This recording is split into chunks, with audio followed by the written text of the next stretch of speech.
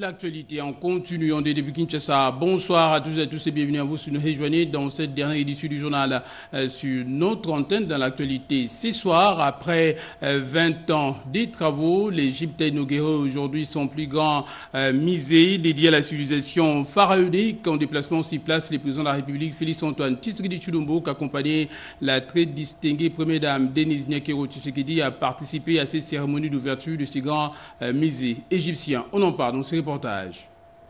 La République arabe d'Égypte était jusqu'ici connue pour ses pyramides de Gizeh, les seules des 7 merveilles du monde à avoir survécu jusqu'à nos jours. Désormais, il faut ajouter à ce patrimoine archéologique le Grand Musée d'Égypte, ouvert au monde ce samedi 1er novembre 2025. Une quarantaine de chefs d'État, près de 100 délégations de haut niveau invités, cette présence des dirigeants du monde traduit la valeur inestimable de ce patrimoine culturel. Parmi les convives du président Al-Sisi figurait le couple présidentiel de la République démocratique du Congo. Dans un spectacle haut en couleurs, digne d'un événement planétaire, le Grand Musée d'Égypte a été inauguré. C'est le résultat de 20 ans de travaux titanesques d'un des plus grands projets culturels au monde. Le Grand Musée d'Égypte abrite la plus grande collection au monde consacrée à une seule civilisation. Son attraction phare est le trésor de Toutankhamon, découvert en 1922 dans un tombeau inviolé de la vallée de Roi en Haute-Égypte, avec ses près de 5000 objets funéraires réunis pour la première fois dans le même espace. Au total, le Grand Musée égyptien abrite plus de 100 000 vestiges dont la moitié sera exposée, soit la plus grande collection au monde consacrée à une seule civilisation. Cette collection retrace la vie de 30 dynasties sur 5000 ans d'histoire. À l'ouverture au public, les visiteurs ont été accueillis dans l'immense atrium par la statue la plus monumentale du musée, constituée de 83 tonnes de granit, 11 mètres de haut, représentant Ramsès II, le pharaon qui a régné sur l'Égypte pendant 66 ans, il y a plus de 3000 ans. Ce grand musée va accroître davantage l'industrie touristique égyptienne et va inspirer les autres États à valoriser leur patrimoine culturel.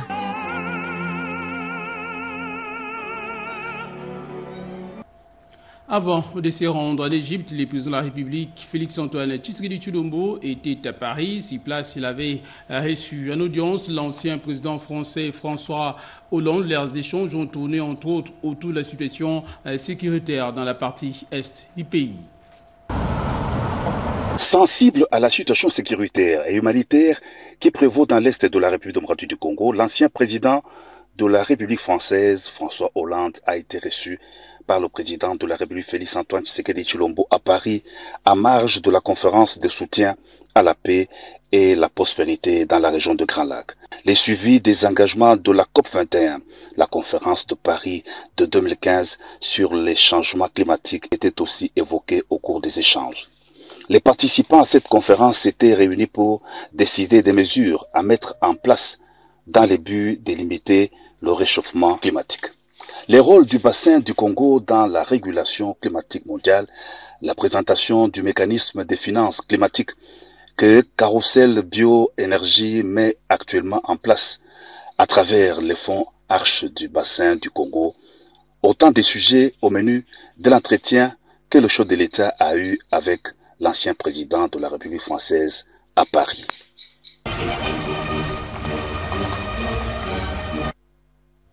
Et à Kinshasa, lors de son intervention sur le plateau de l'émission congolais Téléma, le ministre de la Communication et des Médias, Patrick Mouyaya Atembouya, a tenu à clarifier les conditions entourant notamment la réouverture de l'aéroport international de Goma. On l'écoute. Le monde de l'aviation, parce qu'ici nous sommes dans l'aviation, est bien organisé. D'abord, ce sont les États qui appartiennent à l'Organisation de l'Aviation Civile Internationale, OACI. C'est pour ça qu'en République démocratique du Congo, le secteur aérien est géré à 2 niveaux. Évidemment, il y a le niveau politique au niveau du ministère du Transport, mais nous avons la RVA d'une part, qui gère tout ce qui est infrastructure. Nous avons l'autorité de l'aéronautique civile qui s'appelle AAC, qui gère tout ce qui concerne les différentes autorisations. Je vous donne un exemple. Il n'y a aucun vol, aucun avion qui peut venir sur les territoires de la RDC sans que préalablement il n'ait obtenu les autorisations, sans que préalablement il n'ait transmis les identifiants de l'avion, donc l'immatriculation, et les membres d'équipage, le manifeste, donc le nombre de passagers, et ce ne sont que, après avoir présenté tous ces documents, que l'AAC délivre un document qui vous permette de survoler le territoire congolais. Parce que, qu'on ne vous trompe pas, les avions sont guidés. Lorsque vous voulez entrer dans l'espace aérien congolais, même si vous devez atterrir à Goma, ne devez-vous pas passer par Kisangani ou par Kindu? Et puis les aéroports sont codifiés dans le langage des spécialistes. Et donc c'est illusoire alors de penser, parce que si c'est Pantin qui occupe les provinces ou les villes plutôt de Goma et des Bukavu, avaient eux la légitimité moindre, ils auraient déjà commencé à utiliser ces aéroports. Voilà. Et donc l'idée ici, parce qu'il y a une urgence humanitaire, parce qu'il ne faut pas oublier, même en droit de la guerre, quels que soient les contextes, on laisse toujours un couloir pour apporter de l'appui à ceux qui en ont besoin. Et ni le Rwanda, ni leur fils préféré, le supplétif M23, ne peuvent s'opposer à la nécessité qu'il y a aujourd'hui d'apporter l'appui humanitaire à nos populations qui sont sur place. Alors, ce qui va se passer, on ne va pas lever le NOTAM, mais on va organiser des vols spécifiques avec des types d'appareils précis, avec évidemment la collaboration avec à la fois les humanitaires et les Nations Unies pour voir dans quelle mesure cette assistance pourra être apportée. L'actualité, c'est aussi cet ultimatum lancé par les ministres de l'Emploi et du Travail, Ferdinand Massamba, notamment aux entreprises FAB et Sahel, appelé également Pain des coins et les supermarchés GG Mart, ceci dans le but de se mettre en ordre concernant les cas du travail pour étrangers en République démocratique du Congo. Aussitôt alerté par les multiples plaintes des travailleurs congolais, le nouveau ministre de l'Emploi et Travail, qui a fait de l'amélioration des conditions de travail des Congolais, notamment le respect du Code de travail, la protection des emplois des nationaux, l'application du nouveau SMIC de 14 500 francs congolais par jour, son cheval de bataille conformément aux instructions reçues du chef de l'État et aux orientations de la Première ministre, a consacré la journée de ce samedi 1er novembre à une mission de contrôle surprise dans les installations de l'usine de la Société de fabrication et du commerce du Congo, FAB et Sahel, tenue par les Libanais, située sur la 5e rue Limité Industrielle. Sur place, l'homme du terrain, Ferdinand Massamba, qui s'est fait accompagner du directeur provincial de l'inspection du travail, Teddy Dako, et de quelques membres de son cabinet, s'est rendu aussi au siège de cet établissement où il s'est mis également à l'écoute des doléances des travailleurs congolais, dont la plupart sont des journaliers sans contrat et évoluant dans des conditions hygiéniques inhumaines. Les travailleurs qui sont ici, pour la bonne compréhension, ils doivent signer leur contrat. Quelqu'un qui fait 2 ans, 3 ans, 5 ans, il est journalier. Et même la toilette ne convient même pas tous ces noms ici. Une seule toilette pour une centaine de personnes. Et puis qui sont dans de mauvaises conditions. Et aussi, vous leur payez 10 000, 11 000 francs. Non, c'est pas ça. La loi prévoit le paiement minimum de salaire, c'est 14 500. Et sur ça, à partir d'aujourd'hui, vous payez 14 500.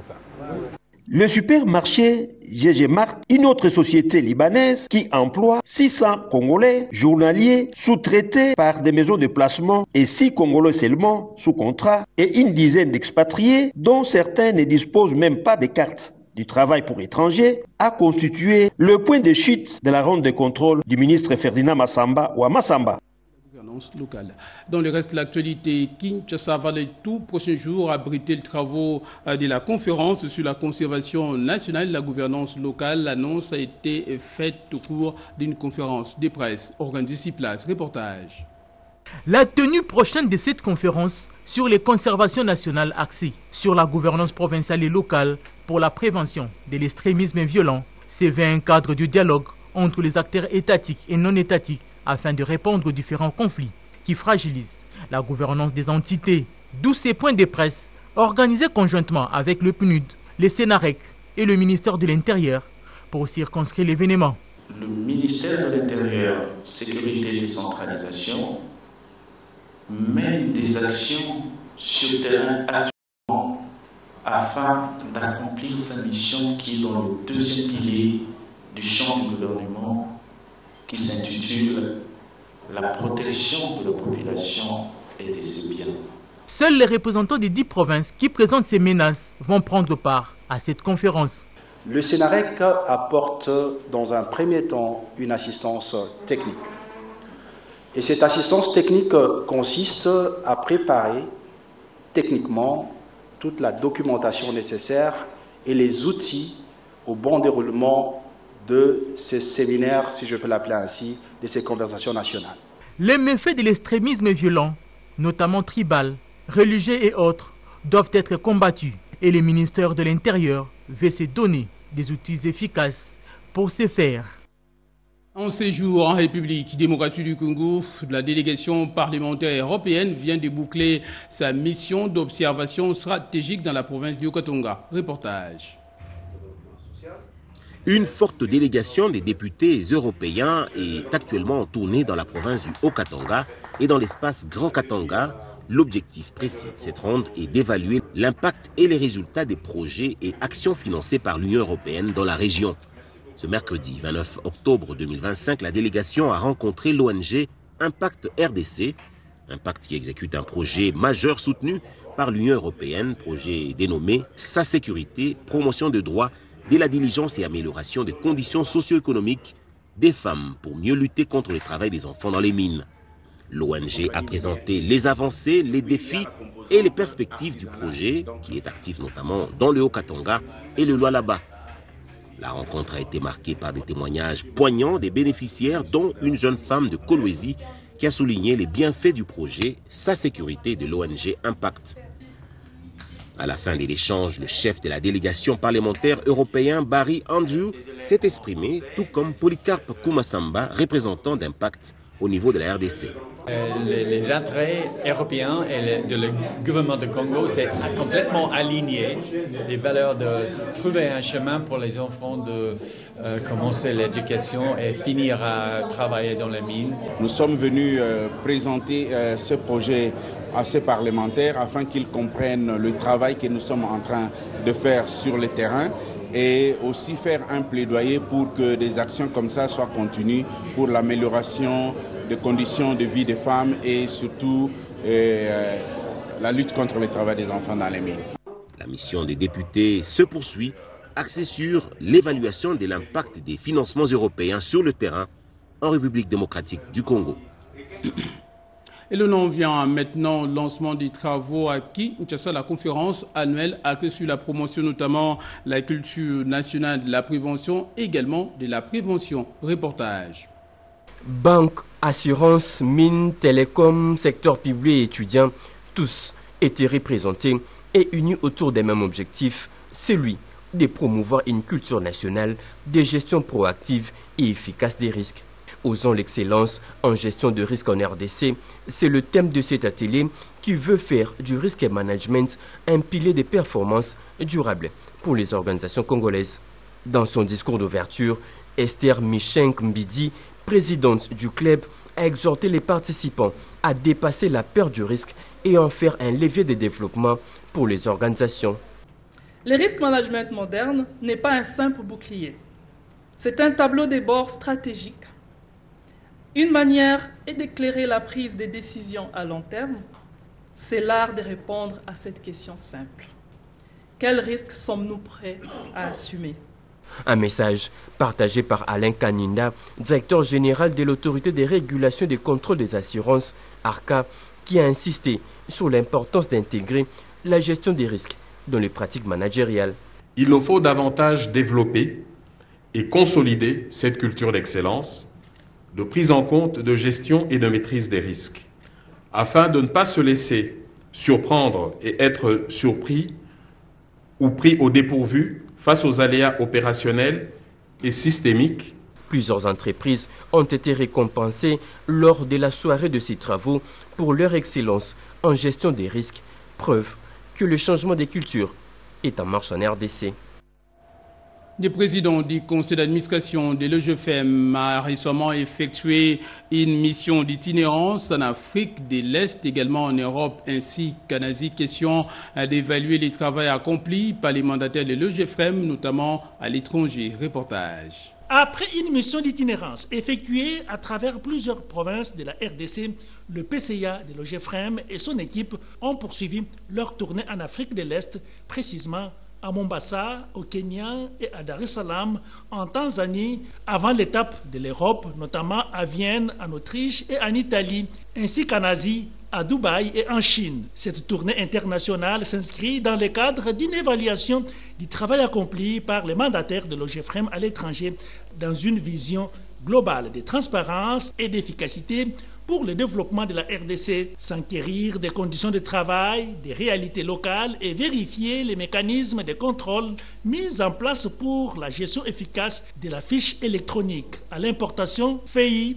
qui est un outil clé pour une meilleure gouvernance logistique et maritime du pays. C'était là l'objectif principal de cette mission à l'étranger, dans chacune de ces villes économiques et stratégiques. Le PCA Amisi Makutano a réaffirmé son engagement à moderniser l'OGFREM, valoriser l'expertise congolaise et renforcer la présence de l'OGFREM sur la scène internationale.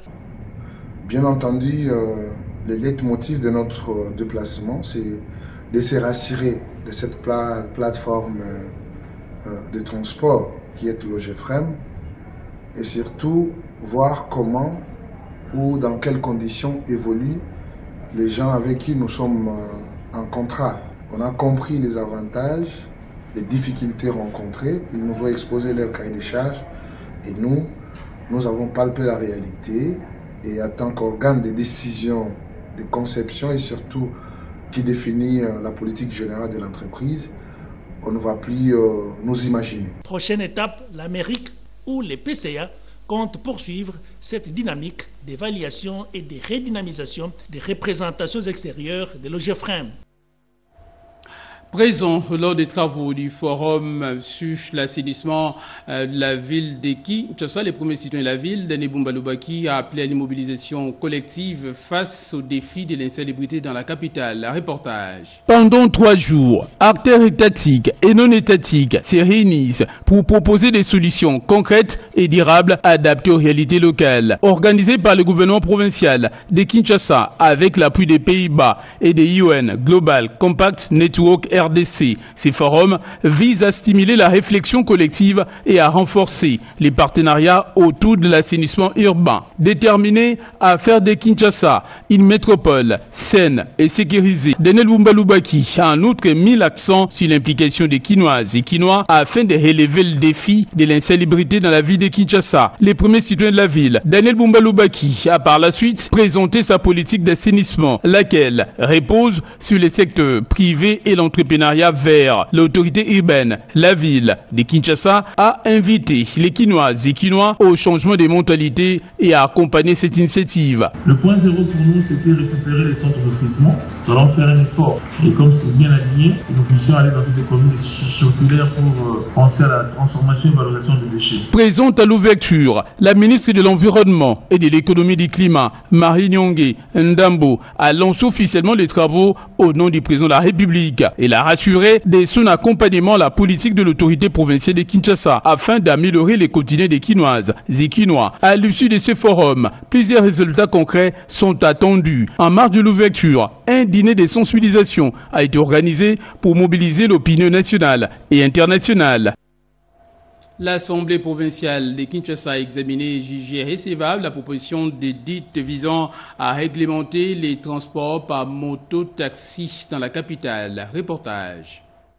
La problématique de la réglementation de taxi-moto à Kinshasa est centrée sur le conflit entre leur rôle crucial dans le transport urbain et leur non-conformité au code de la route, ce qui entraîne des problèmes de sécurité, d'anarchie et de mauvaise gouvernance. Cette problématique a fait l'objet de la matière décortiquée à la séance plénière tenue à l'Assemblée provinciale sous la conduite du député provincial, l'honorable Lévi Mbuta Sangupamba. Cette séance plénière a déclaré recevable la proposition d'édite portant réglementation du transport pour les taxis-motos à Kinshasa. Initiative du député provincial Nicolas Wemankoy Omokoté visant à encadrer l'exercice du transport en commun par taxi-moto devenu incontournable pour le déplacement des Kinois. Cette loi fixe les règles relatives au respect du code de la route, l'interdiction de conduire sous l'influence de l'alcool, la limitation du nombre de passagers et de la vitesse, le port obligatoire du casque, gilet et bien d'autres. Ce secteur est devenu un véritable levier économique et social, un instrument de survie des milliers de familles des Quinoises. Mettre en place des sanctions éducatives pour les contrevenants. Après cet exercice, la proposition de cette édite a été transmise aux commissions PAJ et ECOFIN pour approfondissement. Concernant la proposition d'édite sur la protection des droits de la population contre le banditisme urbain présentée par l'honorable Diwambanza, celle-ci a été reportée à une plénière ultérieure. Des bureaux de l'Assemblée provinciale de Kinshasa a procédé au cours d'une séance plénière à la validation des pouvoirs des 5 nouveaux députés provinciaux. C'est dans une atmosphère conviviale que se tient cette séance plénière à laquelle figuraient 3 points à l'ordre du jour, à savoir l'adoption du calendrier des matières de la session ordinaire de septembre, la validation des pouvoirs des 5 nouveaux députés provinciaux de Kinshasa appelés à siéger en remplacement de leurs collègues, ainsi que la présentation du rapport des gestions de bureau. Dans son intervention, le président de l'Assemblée provinciale de Kinshasa, Lévi Mbuta, a invité les députés provinciaux de Kinshasa à l'unité et à la cohésion pour la stabilisation des institutions provinciales de Kinshasa. Il a en outre rappelé les missions législatives et budgétaires ainsi que les principaux devoirs des députés provinciaux. Par la même occasion, le président de l'Assemblée provinciale de Kinshasa, Lévi Mbuta, a salué la maturité politique des députés provinciaux de Kinshasa. Il les a par la suite appelés à poursuivre les travaux de cette session dans la discipline et l'engagement patriotique. La relation entre l'attaché des presses et les chargés de communication, confusion des rôles ou complémentarité, il en a été question lors d'un atelier de renforcement des capacités tenues à Kinshasa dans le cadre du week-end de la presse. Reportage. C'est samedi 1er novembre 2025, la salle Père Boca du CEPAS a accueilli un public de choix. De 9h, directeurs généraux des médias, attachés de presse, conseillers en communication et journalistes ont répondu massivement à l'invitation de l'atelier des renforcements de capacités organisé dans le cadre du week-end de la presse. Parmi les intervenants de marque, le professeur Claude Moukeba Kolecha a captivé l'assistance en établissant une distinction claire entre les fonctions attachées de presse, de chargés de communication et celles de journalistes, soulignant par ailleurs les complémentarités mais aussi les spécificités de chaque rôle dans l'écosystème médiatique. Initiateur de cette plateforme d'échange, Francis Shadrach Aouka a salué la mobilisation des professionnels de médias et a lancé un appel aux institutions et partenaires pour soutenir ce type d'initiative. Pour lui, ces espaces de formation sont essentiels pour l'élévation du niveau de la presse congolaise. Et ce jour, nous nous sommes retrouvés avec un expert, le professeur Claude Moukeba, qui, n'est-ce pas, a levé l'ambiguïté autour de ces différents concepts que nous rencontrons assez souvent dans l'exercice de notre métier. C'est ici l'occasion d'ailleurs de profiter de l'aubaine afin de lancer un appel tout autant pathétique que patriotique au chef de l'État, le président de la République Félix-Antoine Tshisekedi Tshilombo, de venir soutenir cette œuvre, cette idée portée par le jeune, mais aussi à la ministre de la Jeunesse, au ministre de la Communication et Médias, pour permettre à ce que les choses soient faites alors de la plus belle deux manières. Le week-end de la presse s'impose progressivement comme un rendez-vous incontournable, un laboratoire d'idées où se dessine l'avenir de la communication et des médias en RDC. Les autorités de la province de la Tchopo ont été appelées à privilégier l'unité et la paix pour garantir les institutions solides, également le développement de la province. Cet appel a été lancé par les caucus des députés nationaux de la Tchopo.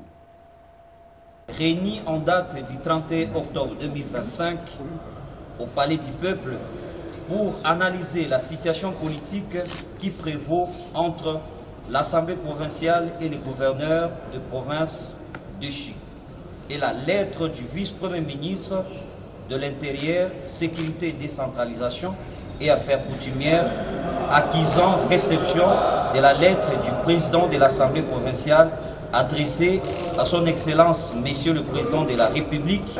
Les pétitions déposées contre le ministre, le membre du bureau de l'Assemblée provinciale ont été examinées et votées sans incident, sans interférence et sans incident comme exige la loi. Après le dépôt de la motion de défiance contre le gouverneur, un télégramme a été envoyé par le vice-premier ministre des Affaires coutumières pour rappeler au bureau de l'Assemblée provinciale, les motionnaires et messieurs les gouverneurs à Kinshasa, les caucus des députés nationaux de la Tchopo encouragent la stabilité des institutions provinciales, le respect des lois des pays et les attributions de chaque institution. Je rajoute à cela que la dynamique pour la renaissance de la Tchopo appelle également à l'unité et à la promotion notamment des compétences locales. Elle plaide également pour l'émergence d'un leadership nouveau.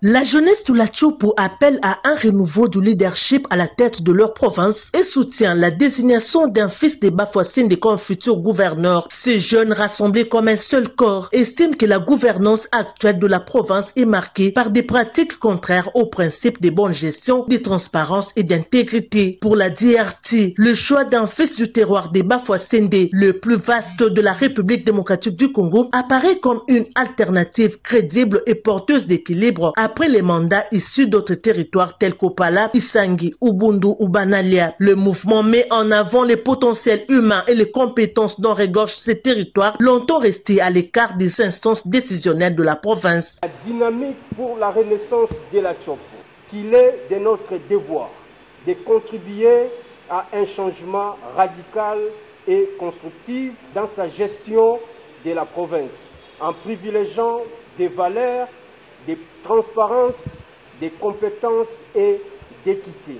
Un futur gouverneur ressortissant du territoire de Bafouassende comme espoir. Selon l'organisation, un gouverneur originaire de Bafouassende pourrait incarner un modèle de gestion participative, équitable et tourné vers le développement durable, tout en restaurant la confiance entre les institutions provinciales et les populations, en insistant sur la nécessité d'un nouveau départ fondé sur les valeurs de justice, de transparence et de solidarité territoriale. Et au cours d'une marche pacifique tenue à Inongo, les membres de l'IDPS, Tshisekedi et les autres partis politiques membres également de l'Union sacrée de la Nation ont exprimé et apporté leur soutien indéfectible au chef de l'État Félix-Antoine Tshisekedi Tshilombo et aux autres autorités provinciales d'Imaïndombe.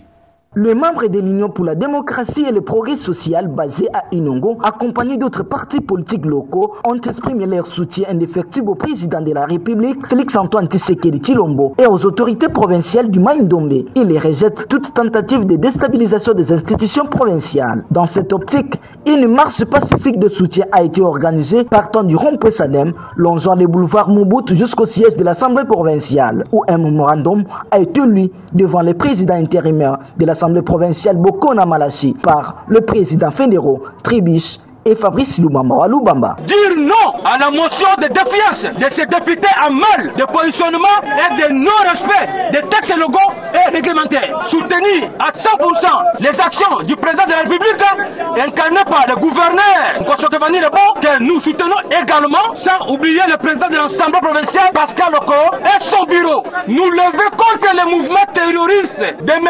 Hippolyte Kenembe Kazemere, sauvons le Congo ici à Maïndombe. En réponse, le président intérimaire de l'organe délibéra a salué cette démarche citoyenne et a appelé la population à l'unité pour favoriser le développement de la province.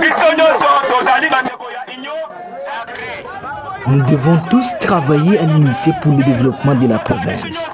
Nous devons bannir la haine et éviter les messages de séparation, de division sur les réseaux sociaux ou dans les différentes chaînes radio. Maïndombe reste notre unité et développement.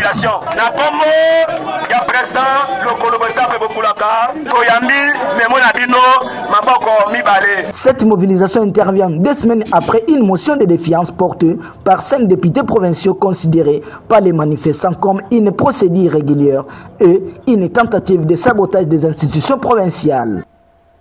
Autre chose, les jeunes footballeurs congolais dont l'âge varie entre 12 et 16 ans peuvent désormais bénéficier des opportunités, notamment d'œuvrer à l'étranger grâce à leur talent. L'annonce est faite au cours d'un point de presse tenu à Kinshasa.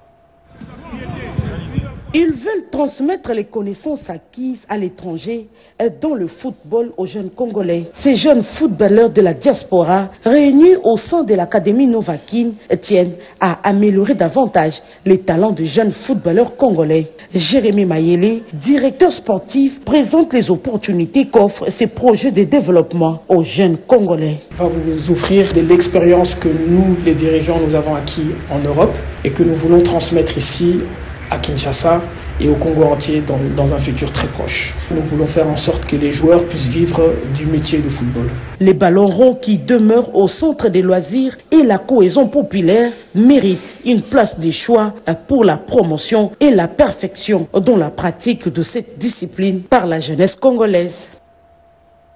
Et pour finir, nous allons parler religion à présent avec la célébration des 70 ans d'existence de la paroisse Saint-Gabriel de Yolo. Nous sommes là dans la commune de Kalamou. C'était à travers une messe d'action de grâce à laquelle également a pris une part active plusieurs autorités du pays, notamment les 2e vice-présidents du Sénat, Modeste Batilou Kwebo.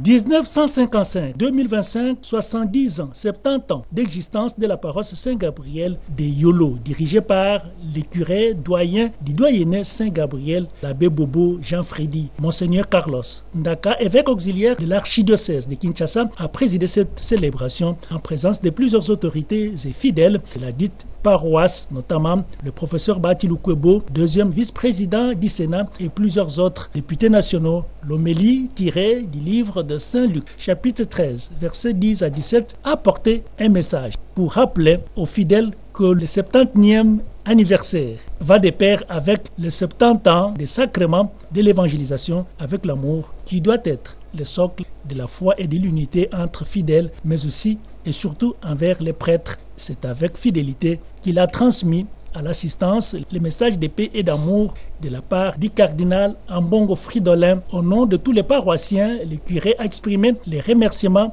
au cardinal ainsi qu'à Monseigneur, officiant de la cérémonie, pour leur implication dans la réalisation de ces grands jours. Une offrande a été récoltée pour les séminaristes en formation. Bien avant la fin de la messe, le président de la coordination des 70 ans de la paroisse, le professeur Mabélé Dieudonné, a retracé l'historique de la paroisse avant de présenter à la communauté les grands défis qui les attendent, celui de terminer la construction de la maison des prêtres. Le cadre du lycée Boyokani a accueilli cette célébration de Saint-Gabriel, Nouvelle-Jérusalem de Kinshasa. Ainsi s'achève cette dernière édition du journal sur notre antenne édition coordonnée par Mireille Ndeke. Merci à vous l'avoir suivi où que vous soyez dans le monde. Merci également à nos équipes, à la rédaction, à la régie notamment, à Papi Shingina, Mao, Alain Sodi, ainsi qu'à Didier Diawa, grâce à qui nous avons pu vous informer. Restez avec nous, l'actualité continue en français également dans les autres langues de diffusion. Moi, je vous dis merci, à la prochaine.